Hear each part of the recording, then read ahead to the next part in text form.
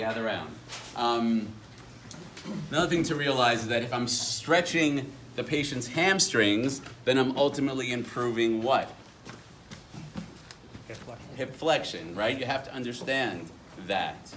If I'm stretching the shoulder's internal rotators, my ultimate functional goal is to improve what? Not internal rotation, to external rotation. So we'll assume the patient's pathology, and for the most part, is that they're lacking range because the antagonist muscle is tight. Does that make sense?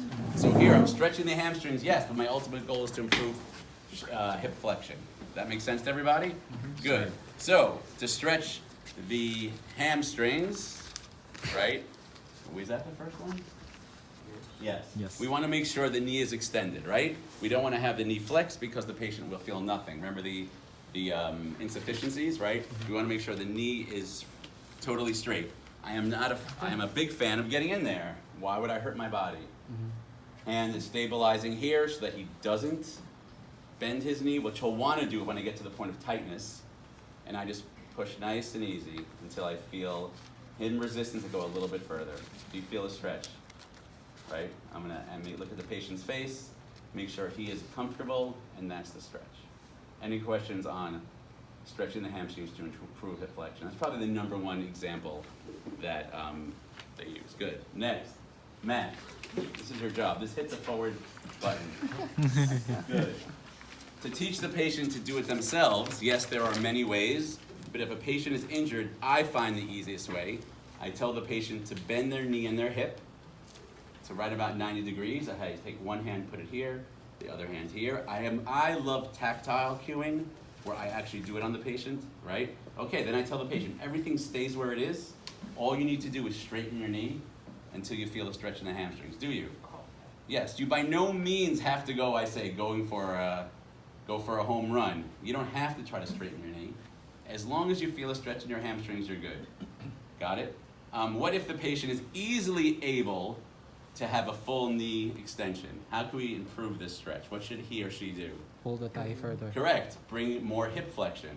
Bringing more hip flexion puts a pull on the origin, we'll call it, right? Or the superior part of the hamstrings. That will make it harder for him to straighten the knee. That makes sense? So if he's at 90 and he can't straighten his knee and he feels a stretch, great. If he needs further stretch down the road, he'll pull further into his knee before he straightens his knee. Further into his chest before he straightens his knee. Got that one? Yep. Good. Now he's at work.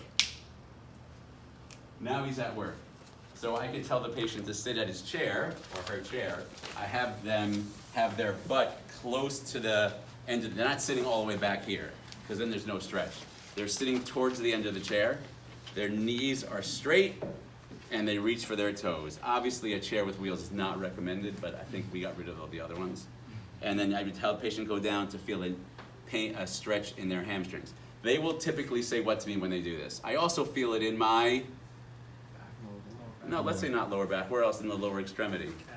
Calves. In the calves, right? If your calves are tight and you're in a ton of plantar flexion, dorsiflexion, I'm dyslexic, I'm going to get it wrong every time, then what do you tell them to do? To alleviate the tightness, I want to stretch the hamstrings. Pull it more towards, that will... Plantar flex. Plantar flex. Now, the hamstrings have nothing to do with it. The hamstrings have everything to do with it, and the calves have nothing to do with it. That's something you'll hear a lot. I don't tell them at first. If they say, hey, I feel it more in my calves, I'm like, great, just angle I can make believe you're hitting the gas pedal. And then that relaxes the calves. That makes sense why it relaxes the calves? And you're good. Good. That is hamstring stretch. All right, what's next? All right, for the glute max. Okay, so the patient is lying down. And I am basically, again, I'm not afraid to get up. I'm just pushing for the glute max, right? I'm making insufficiency in the hip, in the hamstring, so I could get to that glute max. You could also have this patient's knee straight, and I could push, and that also gives a good stretch, okay? If the patient's really tight, he'll want to pop up. He doesn't want me to do this.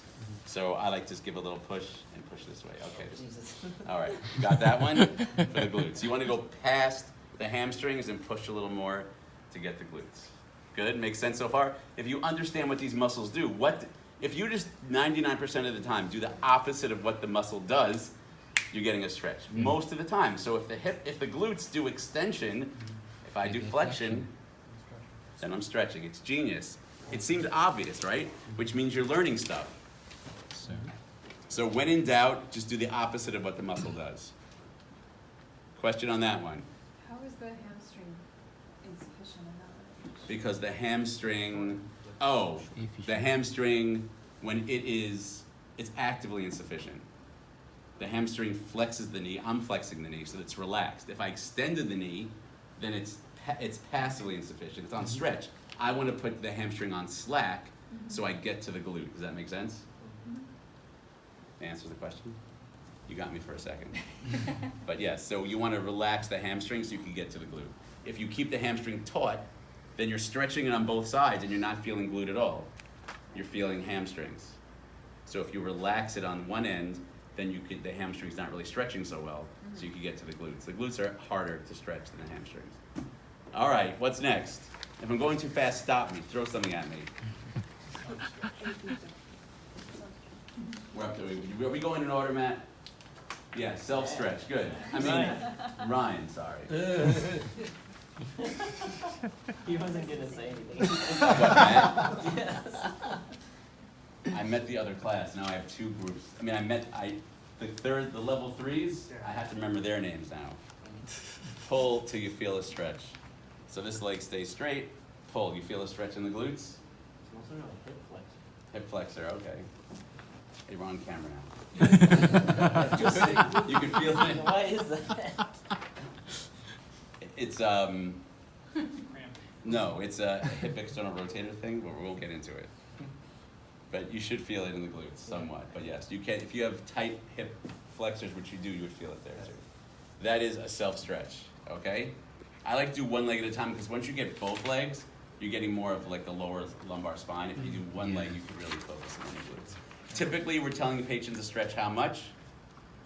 30 seconds and how many times? 3 times. Twice. We're going to shoot for a minute. Yes. So 2 times 30, 3 times 20.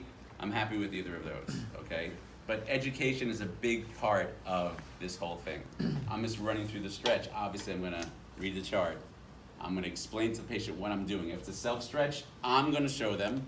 Then they're going to do it, and I'm going to correct it, obviously. All right, good. What's next? Ooh. Hip adduction. All right, what muscles do hip adduction? Gracilis. Yeah, it's right there. PGA3. PGA3. Oh. PGA3. Oh. So what's PGA3? Pectineus. Pectineus, gracilis, And adductor longus, brevis, Oh. and which one gets hurt the most? Gracilis. The longest. The longest. Oh. So here are a couple of ways to do it. Longest. I like this way. If I don't stabilize here, if I don't stabilize on his opposite quads, and I try to stretch, look at this. Right? I don't like that. He gets no stretch. And this guy's tight. So I want to stabilize here. I'm going to lightly push down here. Bye-bye, George. Especially if he's a man. Because men have really tight adductors. Right? So I'm going to stabilize. Do you feel the stretch there? Oh, yeah. Is it too much? Just the right amount. Just the right amount. See, magic hands. But also, don't be afraid. I'm going to put my hands on you because we just met and I'm already getting personal. Right? But part of treatment is getting in there, doing the manual work. I would do that.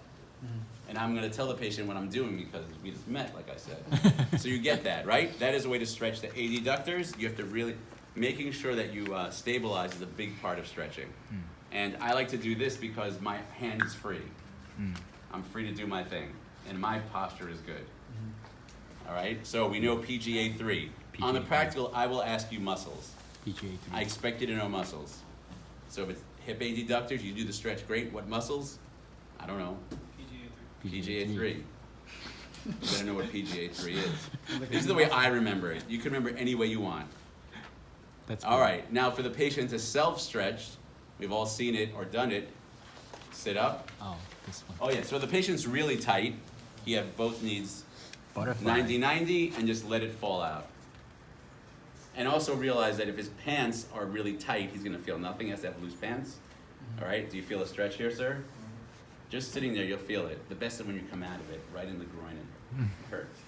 All right, the next one to do if the patient is better than that, he does the butterfly sitting, and then he could put his elbows in by his medial side of his knee, push down as he goes down.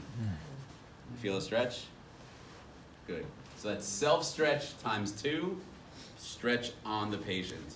Yes, there's many ways to do it, right? The straddle pose, which we're not gonna do, you know, that's painful. But these are nice and easy ways to do it. All right, next. All right, these are the external rotators, hip external rotators. Yep. So remember what I said? That if you just do the opposite of what the muscle does, you're stretching? But I'm not doing that here. What the hell? I'm putting the patient into external rotation. To stretch his external rotators? That makes no sense. Right? Does it make sense to anyone? So why?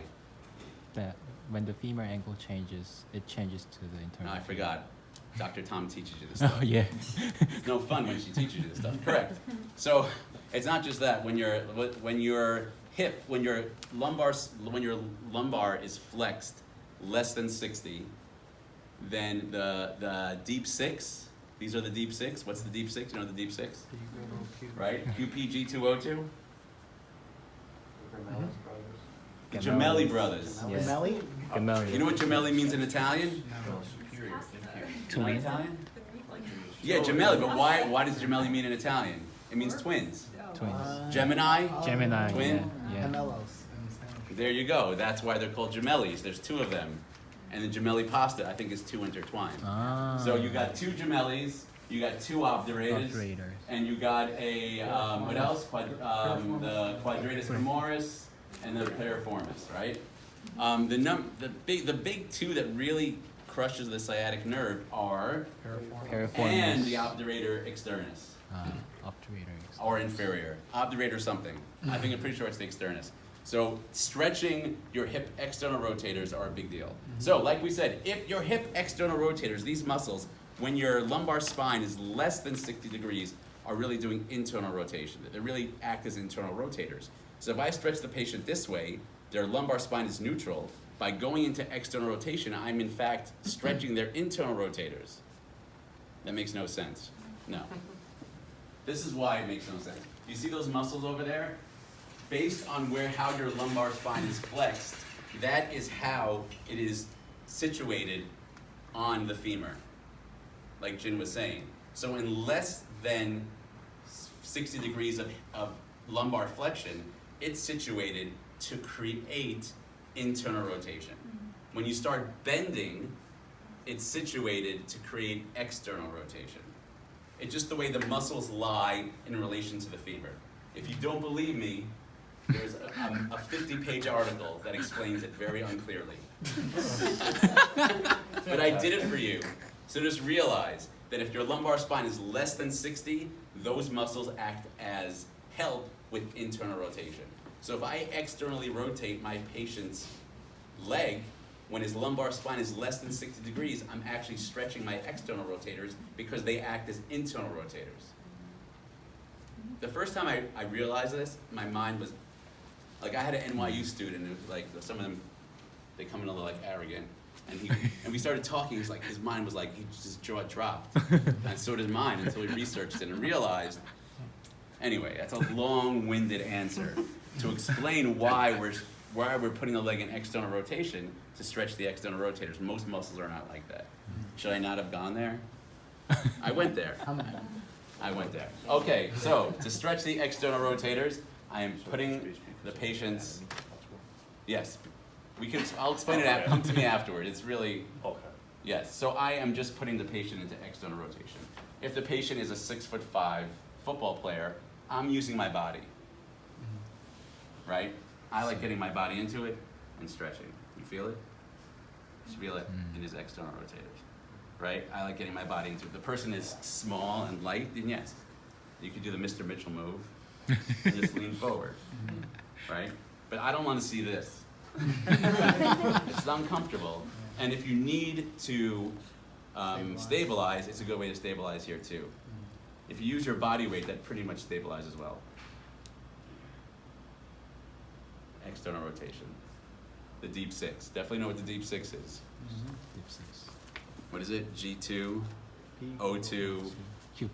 Q. Anyway, you don't have to remember any way you want. For the patient, there's 2 obturators, 2 gemellis. Just as much. Yes.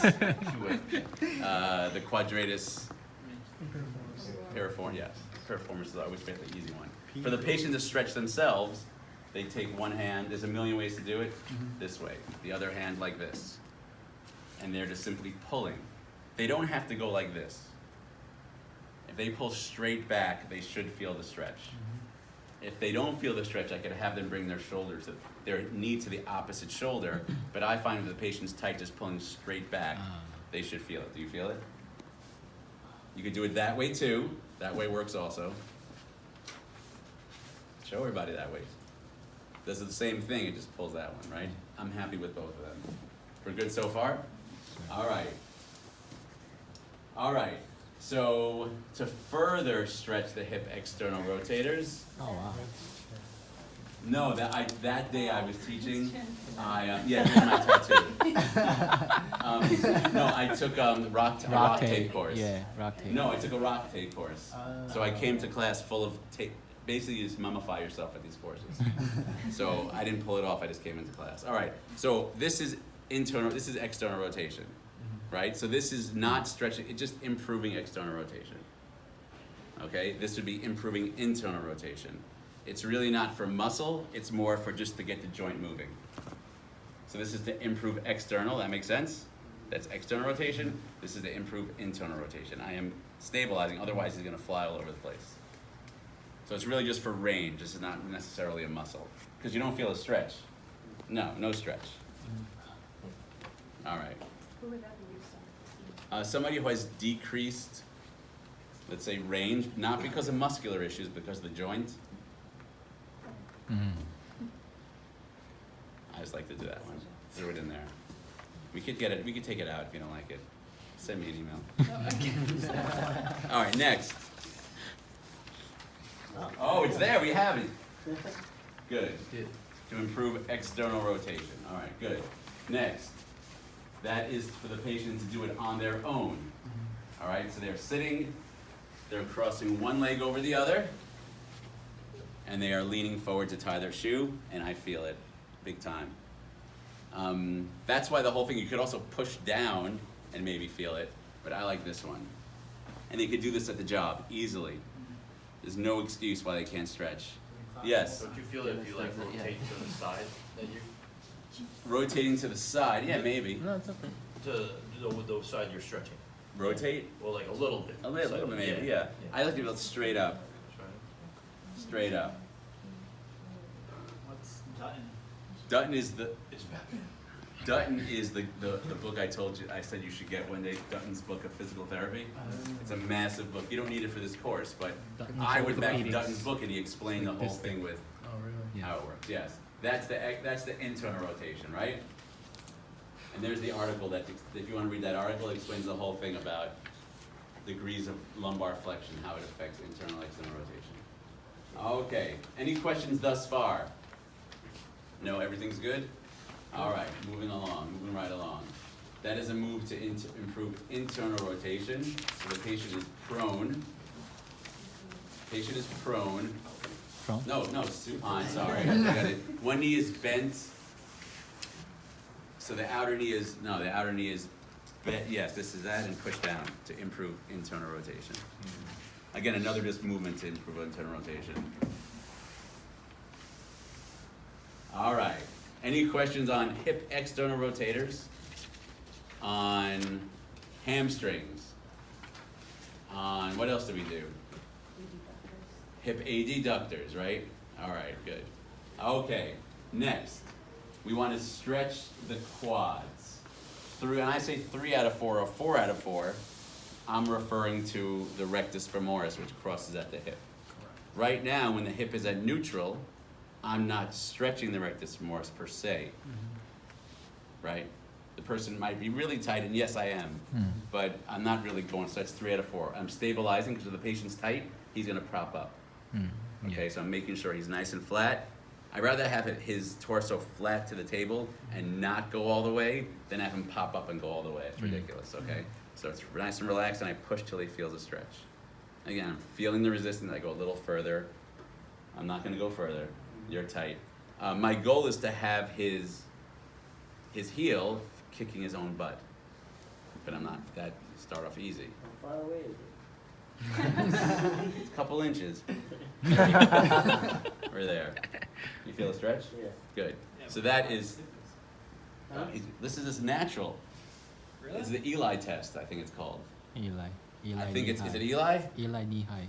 Yes, whatever, Eli. I remember Eli, is that if the patient just lies, and if you go into a little bit of knee flexion and his hip pops up, that's positive Eli for tight hip flexors rectus femoris. All right, that is that one. What's next? This is for the patient to stretch themselves. 3 out of 4. You like my Donald Trump? Yeah. God. All right. Why So- Casper? Why Casper? I would just, again, when I can't sleep, I just It's I a, go a little crazy. He was up at 5 in the morning. Yeah, I go a little crazy. Trump there. All right, so for this, we take a towel, which we don't have. So if we don't, we take, Oh, that's the gift you have on there. this, yeah, one of my patients did this. So, you know, we sell a fancy stretcher. Yeah, I have a strap. Right, I this, have, like, this a was feeder. my grandfather's. Wow. It costs nothing. And just pull. I'm gonna need that back because my pants, I'm so thin. I swim in them. Right, so you could take a towel or you could take that, and 3 out of 4 meaning that we're not stretching the rectus femoris. But yes, you could drive a truck under there, right? It's crazy. So that- he was sitting right a bike. That's right, it gets tight. All right, so that is for 3 out of 4 self-stretch, 3 out of 4 PTA stretch. Next. Now, if I want to start getting the rectus femoris in it, I could put a towel underneath here or a pillow, or I could put my own knee underneath Oh. and then push. And that gets more of the, for sure it gets the hip flexor, right? Because I'm putting the hip flexor on stretch, Yeah. big time. Yeah. Much harder. So when you have the patient that's easily able to get their butt and their heel touching, just put a towel roll right under there and push, and they'll feel that stretch. Okay, you got the 3 out of 4. You could take a towel, but if you have 1,000 patients and you're busy, just use your own body. Either way, I'm fine. So a towel roll right above the knee, and then do the same stretch. Okay, and for the patient to stretch themselves, next, they are doing the same thing, but you're instructing them to lift their quad off the table as they stretch. So you're gonna pull like we did last time, okay, sir? But now as you pull, I want you to lift your quad off the table, which he doesn't need because he's so tight. But you see, that'd be the same thing for a patient. Yeah. Or a patient could put a towel roll underneath here and do the same thing. But if they're all alone, this way is easier. Okay? These pictures are so well placed, you're just looking at them and practicing. All right, next. Oh, you'll love this. All right. So if you want to stretch hip flexors, so I have the patient sit at the side of the table, but really towards the end. All right, sit up. No, sit up first. Good. I put one leg up here. Lie down, sir. And I just push this one down. So I'm stretching his left side. Feel a stretch? Now watch if I take my foot and I flex his knee. And I really get it, because now I'm putting the quad on stretch. I'm putting the quad on stretch and the rectus femoris at the hip flexor. But here, his distal side of his quad is on slack. Big deal.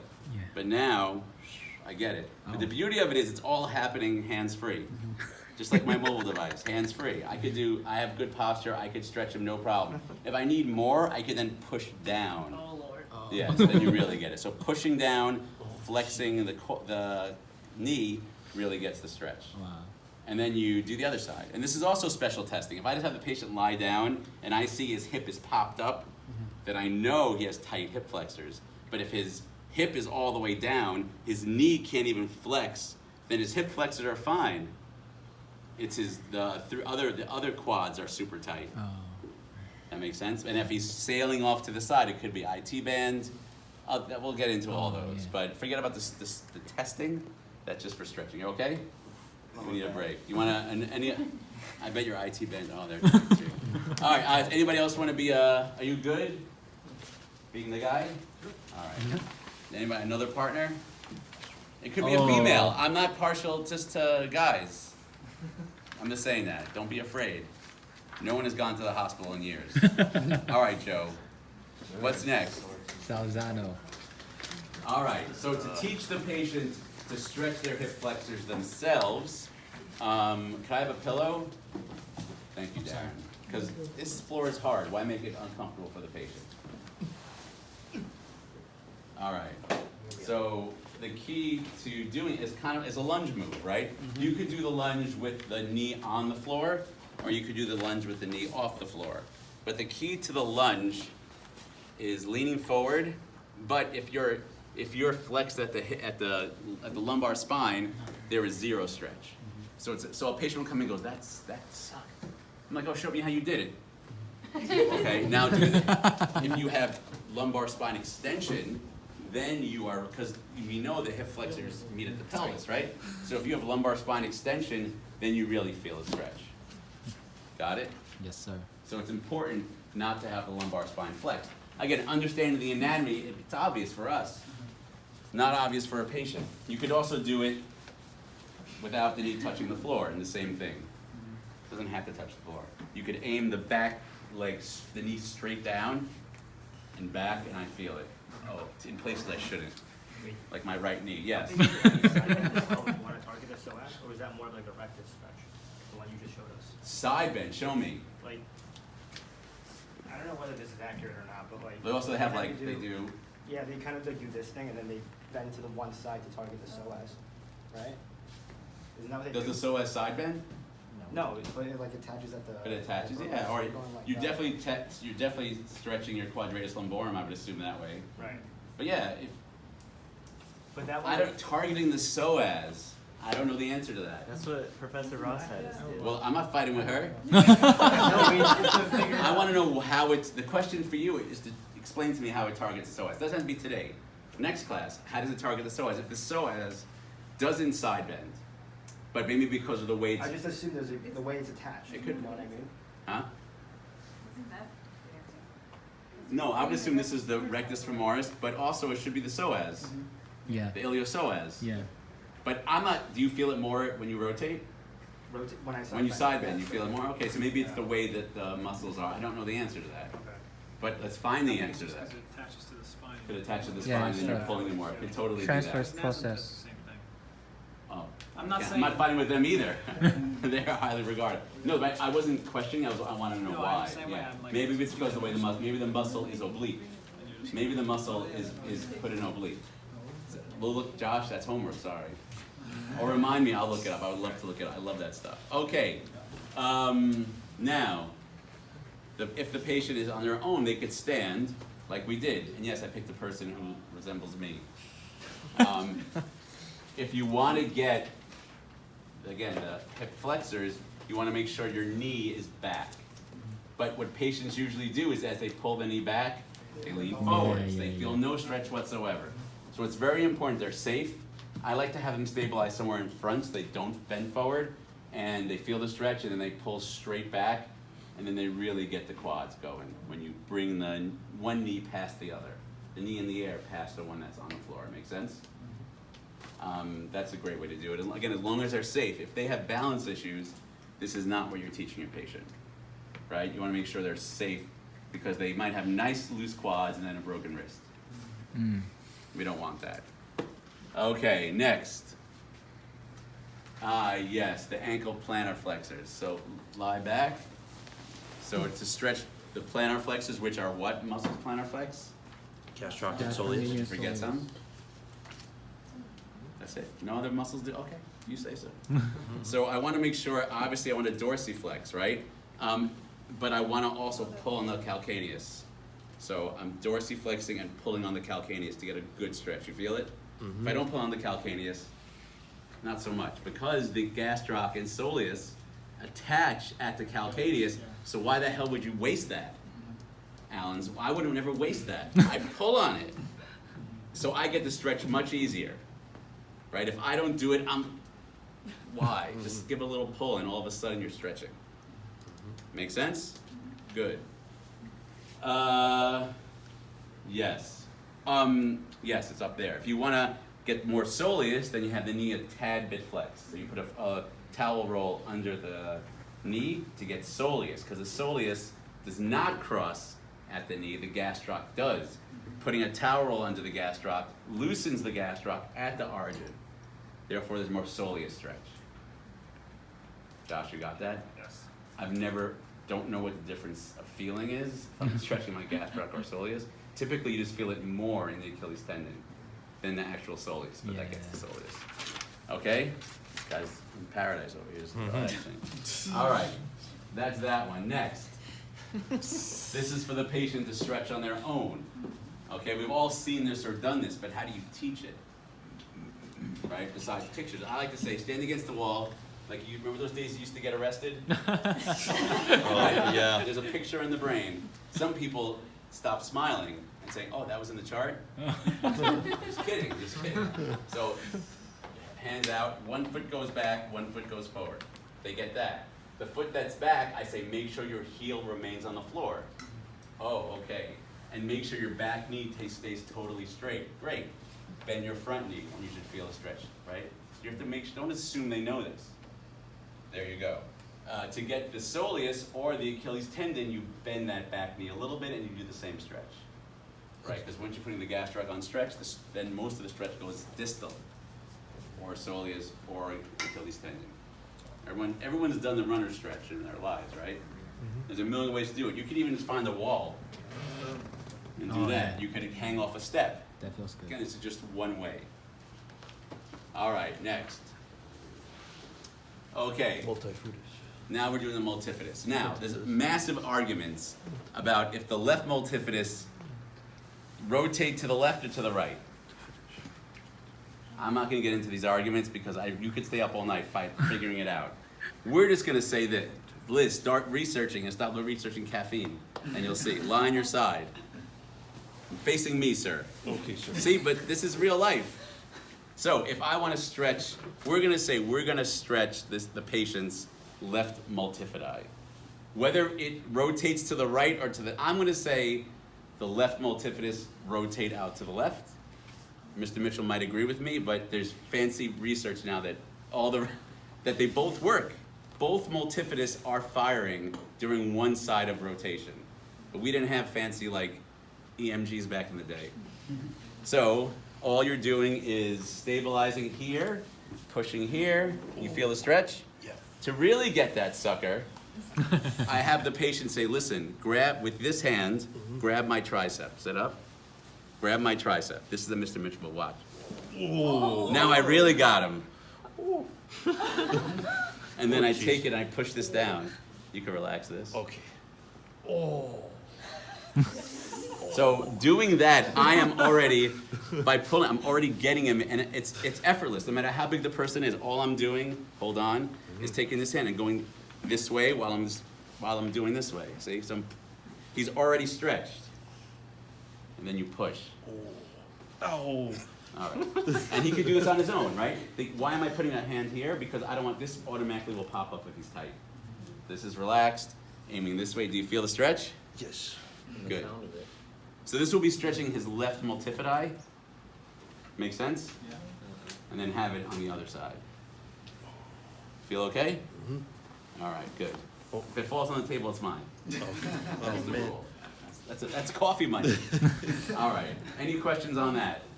You see, get the stretch. Good. Yeah. All right. You're not gonna stretch the other side? Oh yeah. Somebody else want to try to do that? The Mitchell move? Don't be afraid. Go. Lie on the side. Oh. Oh. Good. Lie on the side. Good. Just lie on your side. Okay. Move these things away. So he's gonna grab your right tricep. Move the chairs away. Move the chairs away. Good. He's gonna grab your right tricep. Good. That's good. All right. Leave him alone. Don't move. Okay. So as he grabs the right tricep, He's holding on tight. You're pulling him away, so he flips. Yes, pull him. Good. Now he's already rotated. See how easy that is? He grabbed, you just yank him. Yeah. Now you're good. Then this thing could go here. Put this hand here. Take that hand here, and push him. And if you're short like me, he could be closer to you. Good. Now you want to do a Chiron movement. Oh no, no. Thrust. Good. For the patients to do it on their own, they are simply lying. They're lying on their side. They're taking one hand, stabilizing this because it will pop up. Then we just like to take the hand behind the head, and then just aim this elbow to the floor. No, not move your head. Aim this elbow down as you push this down. You feel? You feel it?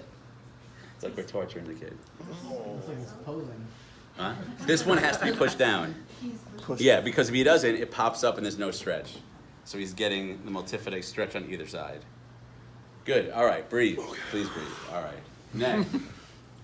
All right. Now for the paraspinals, you have to go past the hamstrings. Oh, that picture shows you can do it sitting on a chair? Yes. Oh, thank you. Yes. If the patient's at work, Well, maybe not in this chair. not in this chair, but you can take. If I'm going to my left, I take my right hand, grab on, and pull. So you're just doing this. You could do it this way too. Yeah, that's just a way to do it at work, so they can't do this at work. Got it? But I like to grab onto something and pull as I'm twisting. Yeah. All right, where were we? We're avoiding this move. Next move. The lumbar spine. We have to get past the hamstrings, past the glutes, to get to the lumbar paraspinals. So to do that, I have him bend his knee. Remember, bend your knees, sir. Good. As your knees are bent, we kick the hamstrings out of the picture. When we take the glutes off the table, the glutes are out of the picture. Oh. That's the other GIF, right? The other GIF I have? Good. And that will, when this is off the table, it gets the paraspinals. And if you do it right, I'm not doing any work, except using my body weight. Do you know me good? You see that? That's okay. Oh yeah. Feel free to take this picture so I can replace it. All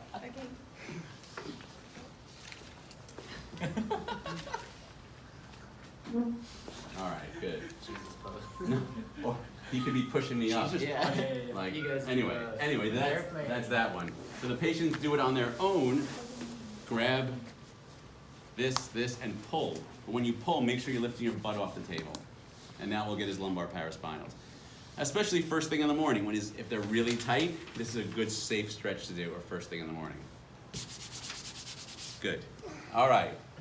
Next, these are ways you could do it on your own, different ways. That is the airplane crash position, right? You could go at the chair, you could grab lace underneath by your hamstrings and pull down to get the lumbar paraspinals. You could do child's pose, prayer stretch. So to do that, go on all fours, sir. Good. Now you're gonna put your butt onto your heels. And you're gonna pray to somebody, wherever you wanna pray to, there you go. And he should feel a stretch in his lumbar paraspinals. If he feels too much stretch in his lats, which you might, then I have him bend his elbows a little bit. And then, but the job is really to push down you feel it? Good, all right. Those are all three.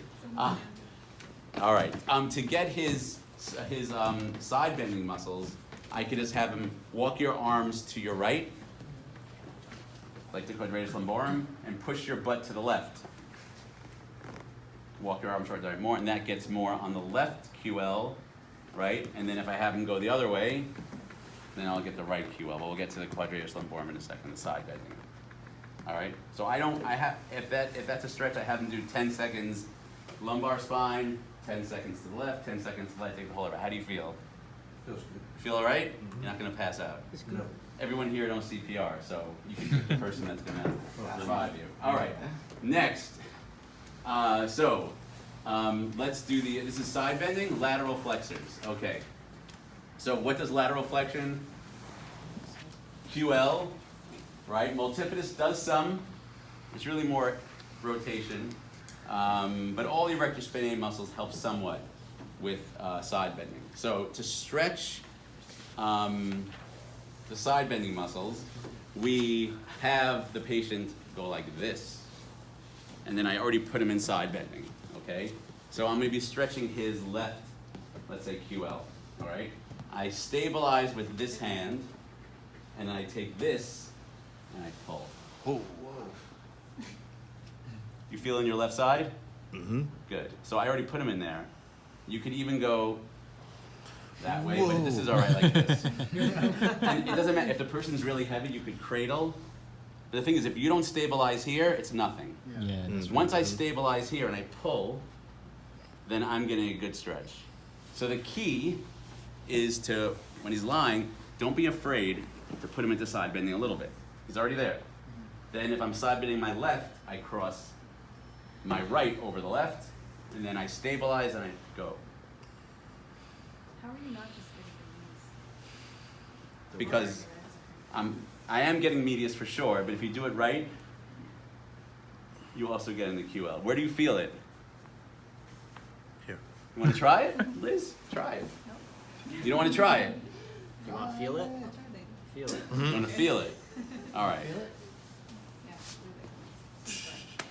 really. If you already put the person in side bending, that maneuver really focuses on, it definitely gets the medius, for sure, but if you do it right, you'll feel it in If the the, knee were flexed, you would get more than median, right? if it is, which knee was flexed? The left knee? If this knee was flexed, yes.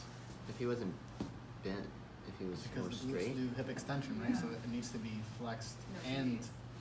Not the medius though. He's talking about, by doing this move, I am doing this move, I am for sure I am stretching at the abductors. But by doing it the position, look, don't be afraid, come feel. Science. Do you mind if we feel your hip, It's totally fine. all right. Feel his lump, you feel the stretch going on? Mm-hmm. Yeah. Feel his abductors. Like a baby, nothing, Yeah. right? Because his torso? Yeah, because of the torso. If I want to really stretch the abductors, I could have him lie on his side, lie on your side, Sorry? facing me, sorry. Facing you, Here. Go to this, a little to back, go. No, no, relax. Just come towards me. Come towards me. No. Bring your whole body towards me. Lying on your side, move your whole body towards me. Good. Excellent. Lie on your side. Lie on your side. Good. Perfect. If I do this, Oh, that's it. now, Oh, that's good stretch. I mean, you don't, Where are you looking, Joe? this is also a test. This is what, where is he, Jen? What is this test called? Thomas, right? Mm-hmm. I'm not sure about that. Thomas. I think Anyway, it's Thomas. go. Yeah. All right. You're good? Yeah. You're a new man now. All right, what's next? That's we just showed, right? For lumbar side bend and the self stretch, we did that one. And if you're sat at your desk, side bend, side bend. I even like the side bend like this. As I'm going this way, I take my other hand and go this way. Huh? I love that song. That's what it's called. What song? That's the dance. These kids don't know the safety dance. Oh. They play it. It's a I didn't great know it was song. an actual dance. Yeah, that's the. All right. Just- I didn't know that was a dance because I wasn't cool in high school. But I love the song. That's All right. Now, to do this on your own, I just showed you for the lumbar spine, right? The thoracic spine does lateral rotation, side bending and rotation too. A lot of books say the thoracic spine does not rotate at all. I'm going to disagree. I concur. I didn't write it in a book, but I think that the thoracic spine does minimal rotation.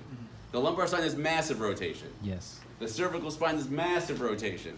The thoracic spine does some rotation. Yeah. If you look at the thoracic spine, look at it, point to it.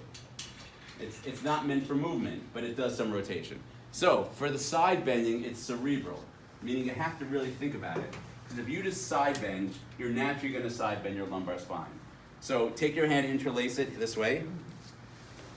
And what I want you to do is, if it's your left elbow, whatever, your left elbow is going to the sky, and your right elbow is going down. But I want you to think, I don't want it to happen from the lumbar spine. I want it to happen from the thoracic spine. Do you feel the difference? Instead of just Yeah. going, right? Oh, yeah. So you really have, the patient has to really understand what the hell's going on, or they're just gonna get lumbar spine. You feel it? Now do the same thing. For the rotation, give yourself a hug, because you deserve it. Right? And then I have him twist, but I don't have him twist from the lumbar spine. Have them twist from the thoracic spine. You have to think about it. You all right, Jin? He's killing himself. You feel it? So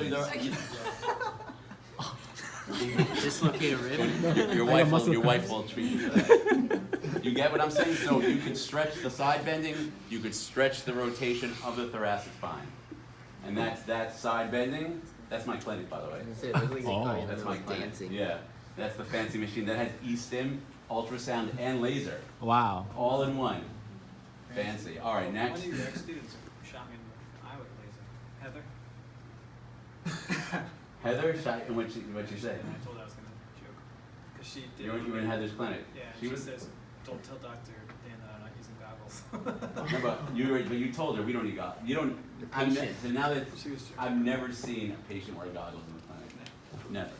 Never. Go back. That's the rotation one, right? Yeah. Yes, and we'll go back one more, and that's the side bending one for the thoracic spine. Good.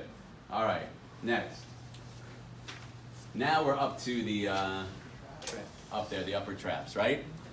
Good, so the upper traps, if I'm stretching my left upper traps, I'm taking my head to the right, taking my right hand and giving a little yank. I also like taking my other hand and putting it behind, because that stabilizes. If you see the thoracic spine, the traps attach to the scapula. So the traps move the freaking scapula. Yes, If sir. I do this guy, I'm stabilizing my scapula.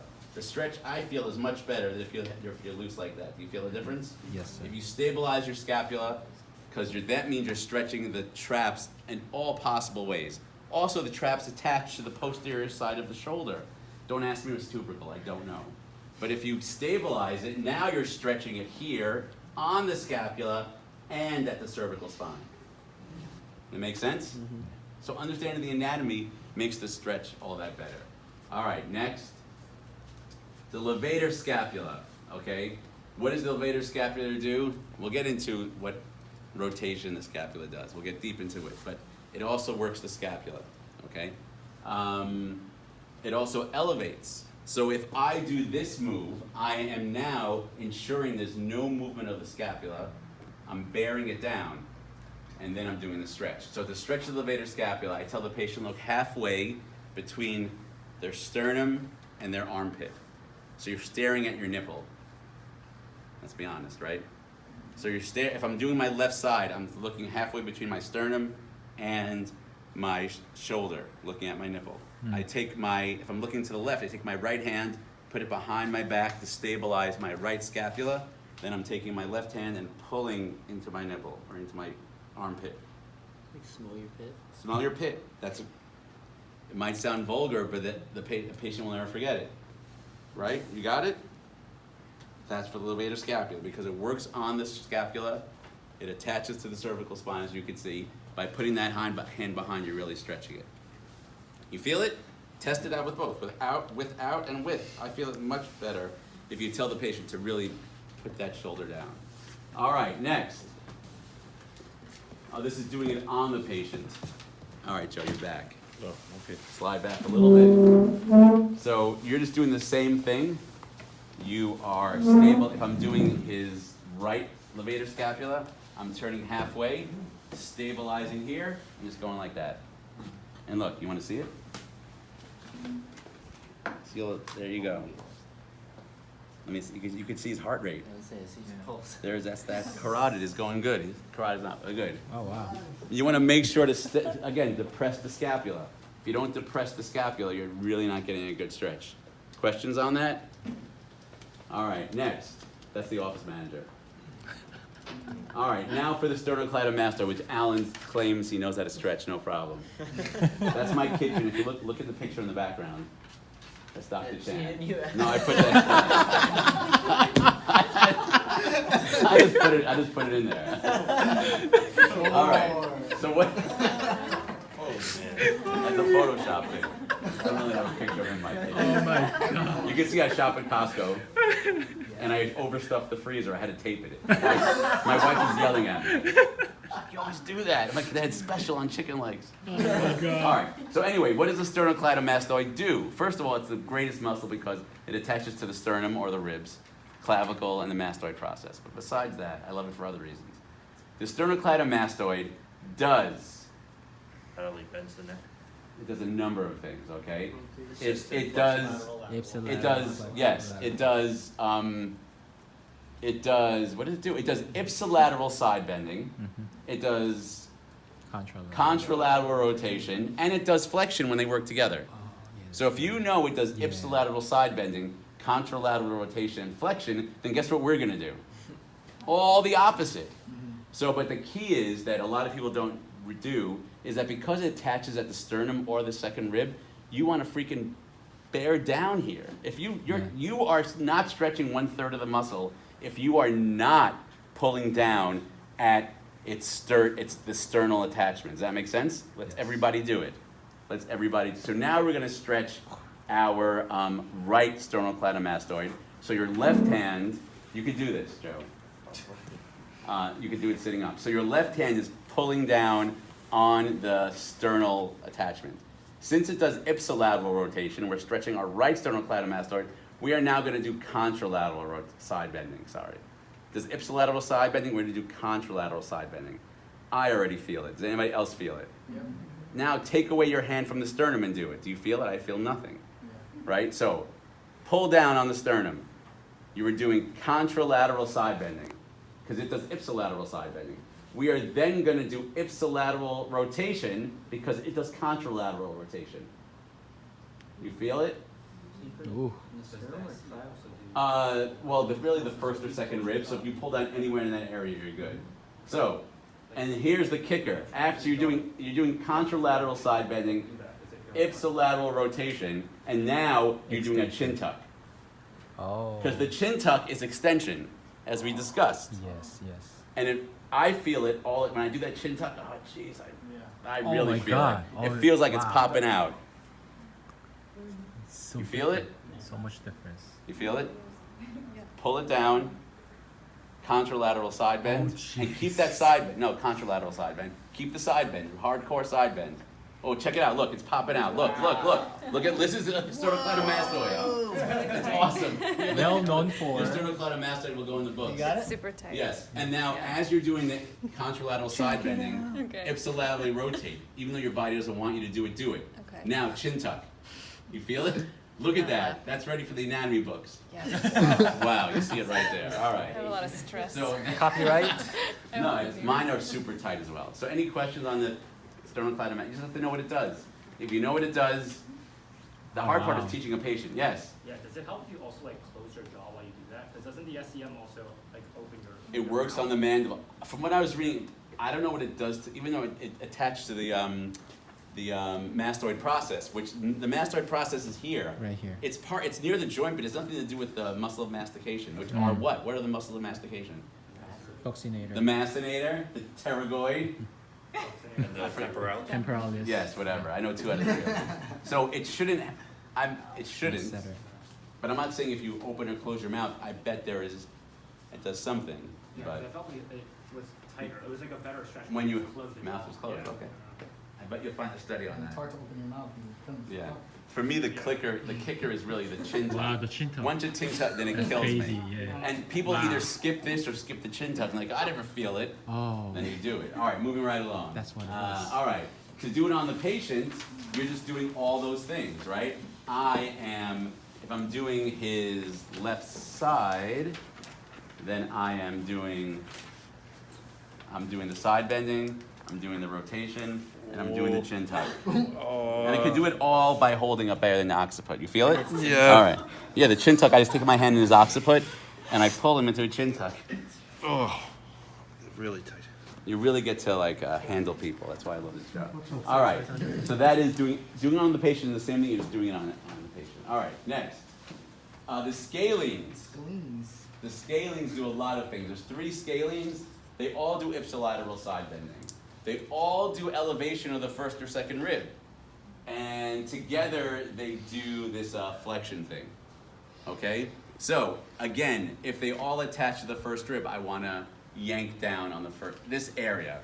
All right, the first rib is, if you look at turnover Frankie, the first rib is really there behind the clavicle. It's not so easy to access. That's why you asked for the clavicle. I just pull down on the clavicle. And I'm getting at least, look, I'm getting at least 3, 4, 5 ribs just pulling down. So you pull down. What are we doing now? Oh yeah, so it does ipsilateral side bending, right? So I do contralateral side bending. And then what I do is I just rotate the neck until I feel the stretch, because there are 3 scalenes. Oh, wow. Because by rotating the neck, you are getting extension, and you feel where you feel it the most, and wherever you feel it the most, you just hold it. You feel it? Yeah.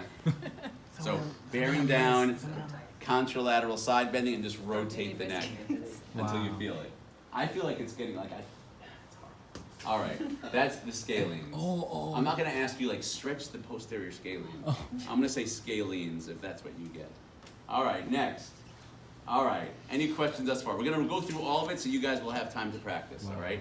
Now we are stretching, we're increasing range of motion. Sure. All right, so if we wanna increase, we wanna stretch, what do we wanna stretch? We wanna increase shoulder flexion, right? So there are 2 things that could limit it. One is tight lats. Jeez. Or you could also do teres major, which does really internal rotation Yeah. and adduction, but because of that internal rotation and adduction, it could limit flexion. So if I want to stretch the teres, I am relaxing the shoulder, I'm holding on to where the teres is, and I'm pulling. Oh. Okay, that's at the teres. If I want to do it at the lats, where's the lat inserts all the way down Lumbar here, spine. and then I do it at the lat. It goes all the way down. So this guy's lats are tight. And look, he does not have full flexion. But if we do Yeah. breathe, like him, I'm not a miracle worker, but you see that we could stretch at the lats, so you make sure you touch at the insertion of the lats, or you want to get at the teres, then you grab in here at the teres. I'm not going to pull out the goniometer and say, oh no, that's not the insertion of the lats. No, I want to know the lats are about here, right? Where exactly are what ribs or what Last spine? 3 ribs? Yes, great. I'm not going to memorize that, but I know where the lats insert. I know where the teres minor is. Okay, that's 2 ways to increase shoulder flexion. Next, that's the lats and that's the teres. Good, like my hairdo? Good, all right. Moving right along. For the patient to stretch their own, you could do these movements. And yes, I added the money. But you can have the patient against the wall. Michael, show the patient against the wall. Right? This is just for short stretch the lats, right? Come down, that's a great way to do it. If the patient is older, you could have them stand and walk the wall and then bend into it also. That works as well. I like stretching the lats, this picture. It really works. If you try to do a squat, do full, everyone can try this. You try to do full shoulder flexion and then try to go into a squat and maintain that, keep your chest up. I feel that stretching. Oh geez, I feel it in my lats. That's a huge lat stretch. You feel it? Try to look up to the sky. Yes, and keep your in full extension. Because of the way because of the insertion of the lats, as you go down, your lats are actually increasing. They're pulling, so your body does not go into a full. Weight on the heels. Weight on the heels. It's hard. Yes. Feel them cranking. Yeah, it's like if you go up. Hey, 46 years old, I could do it. If you can't do it, your lats are tight. Especially when you're doing powerlifting, you have to be able to do this. So you want to really stretch the lats. All right. I really feel No, go into fight. No. Full shoulder. Start like a start. Shoulder width apart. Full shoulder flexion. Perfect. Go into a full squat, but your weight is on the heels, not on your toes. Heels. Look up, chest up. So you lose the full flexion because your lats are pulling down. It's a good way to stretch the lats. That's a good way to do it. We should not be out of breath, should I? We mean me. All right, what's next? All right, so this is to stretch what are we stretching here? We're putting the arm into external rotation to stretch. Oh, no, this is abduction, right? Yes. We're stretching our adductors, right? Lats, pec major. to increase, so you want to increase shoulder abduction, so you're stretching the adductors / extensors. These muscles here. Got it? You all right, Joe? Yeah. Good. All right, next. Next. Where's the PVC pipes? Keep the mic off. Mr. Mitchell? It looks like it's Oh, he's getting it. All right, he's getting them. So how many? How many? Oh, how many? Get them all, please. So the PVC pipe, you could do the same stretch that Mike was doing, right? Just put it in front of you, stretch the lats. You can also do it this way and stretch your adductors. You can do it various angles. When we get it, I'll go back to it. Getting any of the serratus? The serratus anterior, what does the serratus anterior do? Protract. So if you're retracting, then perhaps you're stretching it. Oh. You're getting more protracting, you're not stretching the serratus. You're stretching perhaps rhomboids. Rhomboids, yeah. All right, next. So to increase abduction or stretch, Michael will show you this one. They're wall walks. Face us, good, and walk. And as you're walking, walk toward armpit into the wall. That's the goal. So you're stretching all the muscles here, the adductor muscles, and you're improving shoulder abduction. Thank you, sir. All right. Next, how many more do we have? Whoa, what a hairdo. Like that? I spend so much time just making it look real. I just saw it. Yes. All right. Now we're stretching the shoulder flexes. God. Go on your stomach. That's my Andy Warhol look. All right. So to stretch, what muscles help with shoulder flexion? Don't look. Anterior delt. We'll stretch that. What else? Bicep. Which head? Long head. Long head. Where does the short head attach to? Thank you. Oh, the coracoid process. That is absolutely right. The long head actually goes into the GH, the glenohumeral fossa, for most people, it attaches to the labrum, Labor. which is a slap lesion. Who asked me about slap lesion? Slap. Know that. Oh, so it doesn't attach to the supraglenoid tubing? It does, but it actually goes through on some people it goes through the labrum to do so. Not on everybody. Oh. Okay, so where were we? So for us to really stretch the anterior structures, we obviously want to go into extension, all right? But that's Bush League, meaning we want to also get the bicep. Yes. So we want to make sure our elbow's extended, because that's what the bicep does. Yes. The bicep also does what? Supination. So we want to be in pronation. Yes. This is pronation, right? Because this is pronation, so when I'm backwards, that's pronation. Right? That makes sense? Now, I want to do this guy. So now I'm getting the bicep and the anterior delt. You feel it? So definitely bicep, long head, not short head, Long head. and anterior delt. Even though you're getting this short head too, but. Make sense? Yes, sir. And I want to stabilize here, otherwise it's going to pop up. So it's key to pronate, key to extend, key to extend. Extending shoulder, extending elbow, pronation. All right? You know why I know all this? Teach it. You teach Yes. Yes. And you will know it too when you practice. Next. And to patients do themselves is you have them, if you want to stretch all the anterior structures, you want to improve, what are we trying to improve here? Flexion. Flexion. Shoulder flexion. Extension. No, improve extension because my flexors, everything's tight here, I can't get full extension. So I'm going to do shoulder extension, elbow extension, and pronation. If you don't get pronation, you're not getting the bicep. Right? If you have it, you could do it, you could have it rest here, do it this way, I like that, but pronate. There you go. You could also, give me a PVC pipe, sir, when you're done stretching. You also could do it with a PVC pipe. This I should have practiced, to be honest with you. This way. See, so I'm getting extension, and pronation.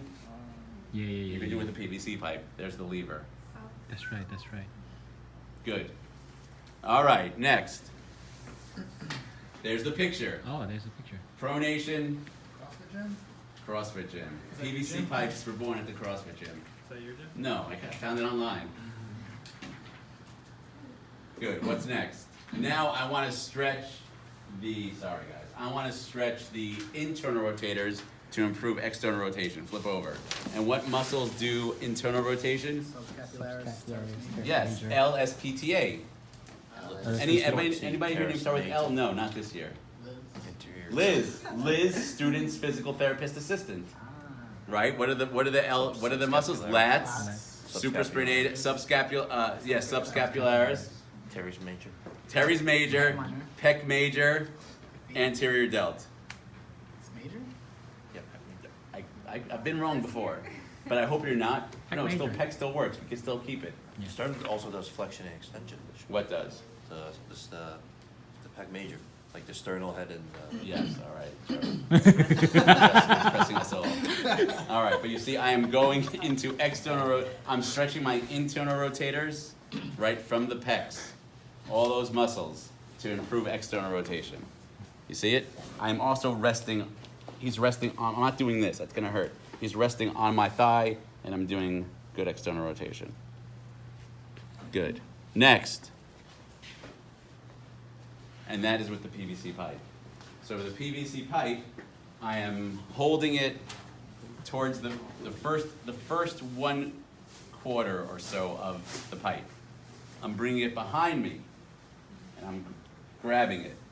See external rotation? I'm just showing you this because this is what the cool people do at CrossFit. So again, you're not grabbing it here, doesn't make sense. You grab it here, you let it fall back. Sorry, Joe. You grab it, and then you just pull your body into external rotation. Any injured person I would not do this with. Just cool. All right, next. The same thing if you want to improve internal rotation, Joey. Then I'm facing this way, like so, stabilizing here. I'm going to internal rotation. And those are the disc muscles you're stretching, right? That do external rotation, right? Posterior delt a little bit, infraspinatus, supraspinatus, teres minor. Again, you have to know the muscles. Next, this is, whose favorite is this? Who showed me this the other day? With a towel. Oh, it was Kevin. Was it Kevin? All right, so you could do it with a PVC pipe. Look, take it, again, holding it on the first 1/4, bring it back. This is my affected arm. It's holding on, going up as high as it can. Then the good arm just pulls it into more internal rotation. Cool? That's with a PVC pipe. With a towel, it's the same thing. Let's pretend this is a towel. The towel goes back. I grab it. I go up as high as I can. I grab over the towel. The cool thing about a towel is I can just bend it forward and rest. But that's improving internal rotation with the PVC pipe. Next. So now I showed you the PVC pipe. Here's the other way to do it with the PVC pipe. You're going into internal rotation. Oh. Not so comfortable. I like the towel. Internal rotation. All right. The towel or the PVC, like the picture on the right, are my favorites. Next. Okay. Almost done, guys. Almost done. So now we want to do the pec minor. What does the pec minor do? Power rotation. Tilt, depression. It protracts, it anterior tips, and it let's say downwardly rotates. Oh, dude, you're tight. So for this, take off the cover on that. Can you pull? So I'm gonna take my towel. It's better with a towel. Fold it up. I'm gonna put it on the inferior angle of the scapula.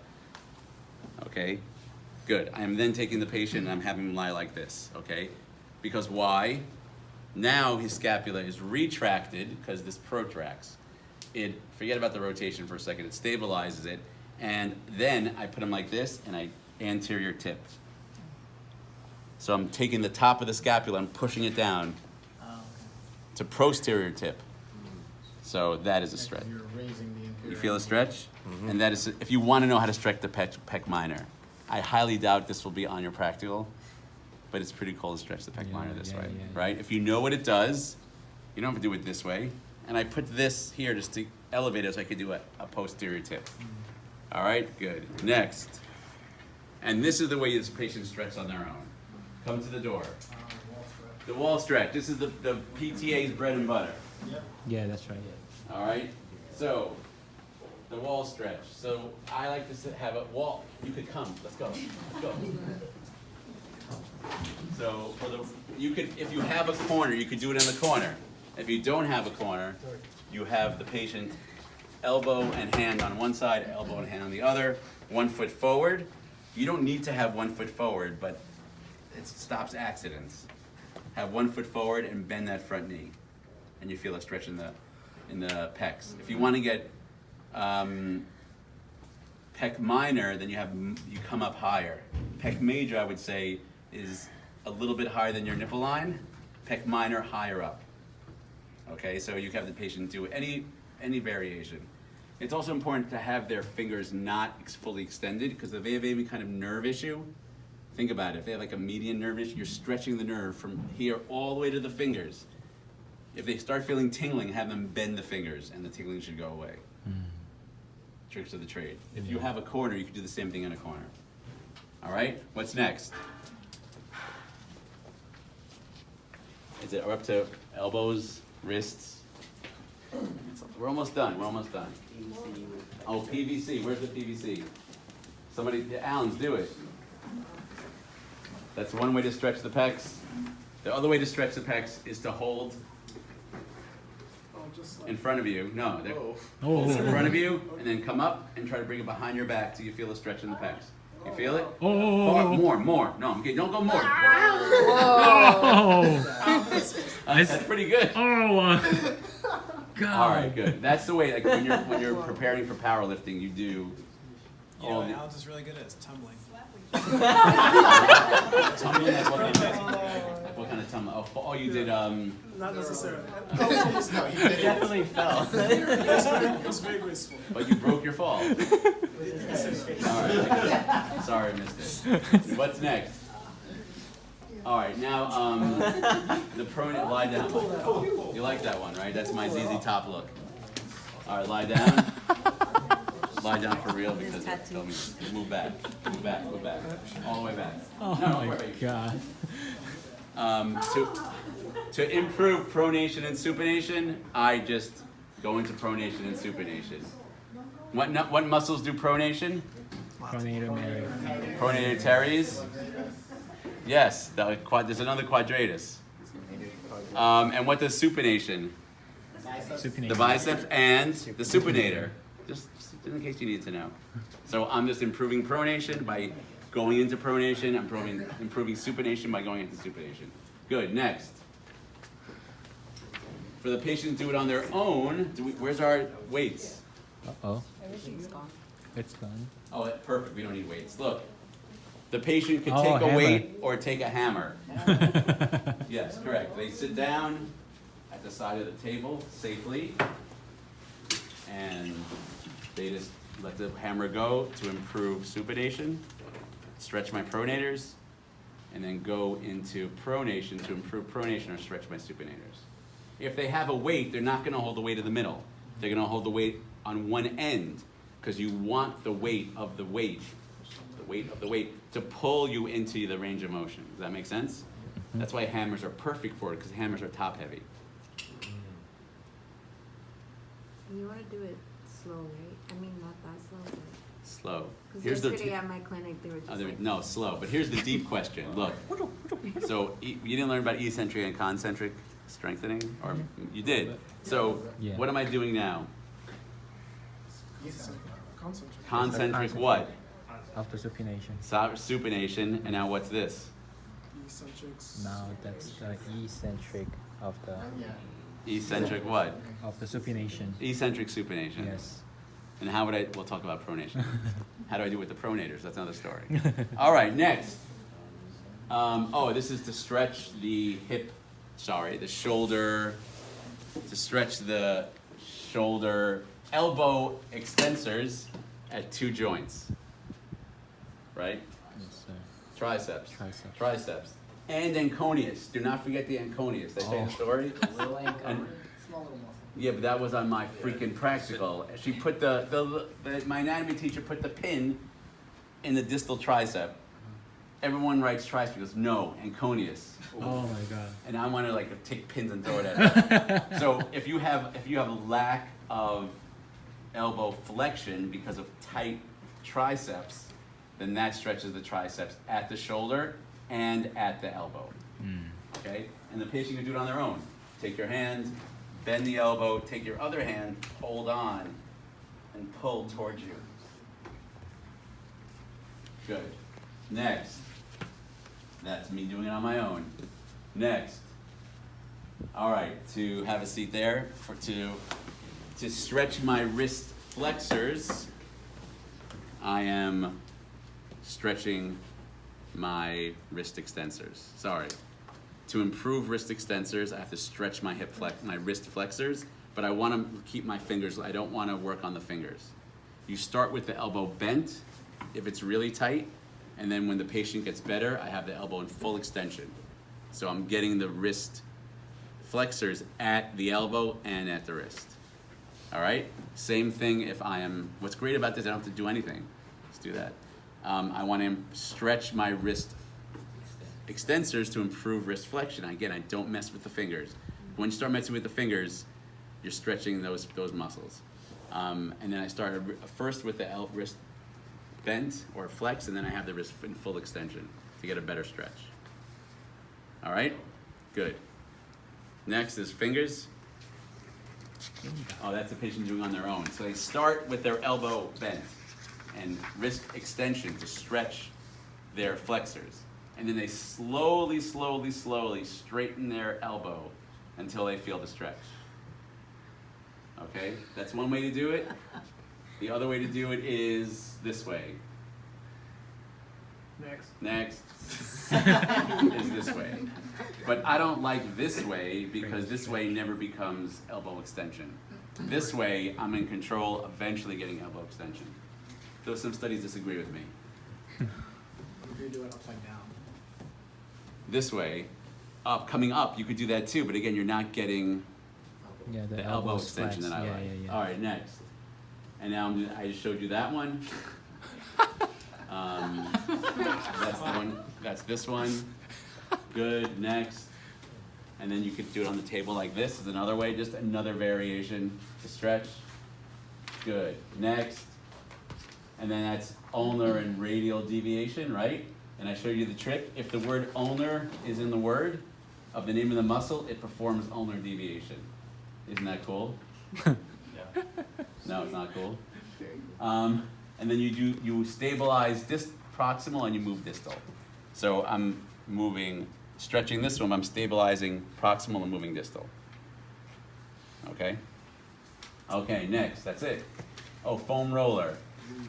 Get a foam roller. Oh my god. Foam roller, everyone's best friend but worst enemy. Yep. All right, so for the foam roller. So the general thing about the foam roller is the more limbs off the floor, the more it's working. The more limbs on the floor, the less pressure. Okay, so the classic one is the IT band, right? You want to make sure you're not rolling on the hip joint, on the femur, right? The femoral head. You do not want to roll on that, and you don't want to roll on the epicondyles of the femur either. You want to roll on the soft part. Okay, I'm not a fan of rolling the entire IT band in one shot. Pick a spot that is painful and stick there. So this is the way I like to do it. So you have this foot here, the two hands on the floor, lift the affected leg and roll. Okay, you could also start taking limbs away, which feels it much. Oh wow. This I feel that. You feel it more when there's more limbs off the floor, but you start off nice and easy like this. Oh. You don't need the ones with the S&M bumps on it. You know what I'm talking about. Oh, You don't need that. What about the I said that vibrating joke to a ones? patient who, honestly, he was actually arrested for having sex in Central Park. What? And he was into S&M, and I didn't know this. Oh my god. Anyway, that's why I stopped saying that joke. Move on. So that was for the IT band. This is to stretch the pecs on the foam roller. But you want to make sure that your lumbar spine is nice and flexed. If you're really tight, you're going to bring up your lumbar spine. But this is great. You find the spot where you feel the stretch Oh yeah. and just relax. Oh, sorry, you got it. All right, so that's for the pec major and minor. Next, that's for the IT band. Next, IT band. Next, glutes. You just find that spot on the glutes, and you roll that spot on the glutes. All right, next, hamstrings. Wow. I mean, get it? 2 hamstrings, Oh. 1 hamstring. Quads. Make sure there's nothing in their pockets. 2 quads, 1 quad. Next, gastroc and soleus, you get the picture. Next, quads. Whoa, Komodo dragon. Next, Komodo. that's for the axial and the serratus. You can do that. I am not gonna make you guys know the adductor. We don't wanna get anything pregnant. Just kidding, but this is, it's not easy to do, right? It's not easy, you can erase that part. You can erase that part. Yes, sir. All right, I don't I know. think that's it. Oh, piano. All right, last thing. It's on camera. All right, PNF. I do that more because it's really hard for me to do that. PNF. Liz, would you like to be PNF? All right, so lie on your back, please. You don't take your shoes off. Okay. So we learned both PNFs with the hamstring. My head's over there, it's fine. So remember with the PNF, you are going to, we want to increase hip flexion. So I bring the patient into the most hip flexion they have. We're going to assume that their hamstrings are the limiting factor, the antagonist muscles. So I bring her to her end range. I have her perform a isometric contraction of her antagonist muscles. So push down, 1, 2, 3, relax, and then I passively bring her into her new range. Okay? That is hold, relax, for when the agonist movement is hip flexion, the antagonist muscle is the hamstrings. If the patient is on her stomach prone, that means you do the same thing for the quads. Let's say I'm trying to get knee flexion, but tight quads are the limiting factor, right? So I bring her to the end range, I have her isometrically contract her quads, which is what? Pushing her knee straight. That's what the quad does. Yes. Push her knee straight, 3, 2, 1, relax, then I bring her into the new range. Okay? We can do the same thing with, flip over again, with the gastrocs. I'm trying to get, slide down, I'm trying to get dorsiflexion. I can't get dorsiflexion because my gastrocs are tight. So I'm going into the full dorsiflexion that I have her isometrically contract her gastroc, so push down like you're pressing on the gas. Ooh, it's strong. 3, 2, 1, relax to get new range. Okay? Don't worry about cervical rotation. Just you have to know hamstrings, quads, gastrocs. I can show you, sir. Anybody limited in cervical rotation? We'll do it next time. All right, and the next one is contract, relax. So on your back, we'll do the easy one first. So this is the one where we take the patient into full movement. Again, we're trying to get increased hip flexion. The limiting factor is the hamstrings. So first I have her, so what we're gonna do is you're gonna push down to the table. I'm gonna let you move for 3 seconds. Then we're gonna stop and you're gonna push against my arm. I'm not gonna let you move for 3 seconds. When I say go, you're then gonna try to bring your leg as high up as you can like this. You got it? Yeah. Makes sense. So first we're gonna do movement, then with you pushing with no movement. When I say go, you're gonna bring your leg up like this. Okay, so push down, 3 seconds of concentric contraction. Now push down, 3 seconds of isometric contraction. Go, straight up and I help her. So that is contract, relax. You see the difference?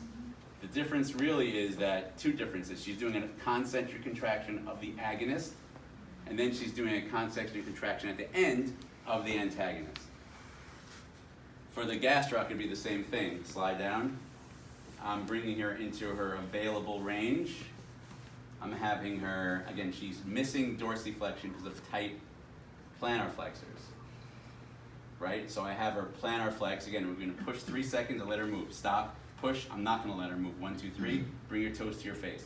And I push with her. Got it? Make sense? And then finally, for the quads, lie on your stomach. Same thing. I bring her to the end range. The reason why she's lacking knee flexion is because of tight knee extensors. Her quads are tight. I do a concentric contraction, 1, 2, 3. Then an isometric hold, push, 1, 2, 3. Now bend your knee as best you can. She concentrically, and I push with her, and then we get into the new range. Don't worry about cervical. That's everything. Any questions? It's a lot of stuff. But everything has step-by-step instructions. We're here if you have any questions. Start practicing. Any questions? Not yet. Go through it. Watching me is really not it. Doing it is it.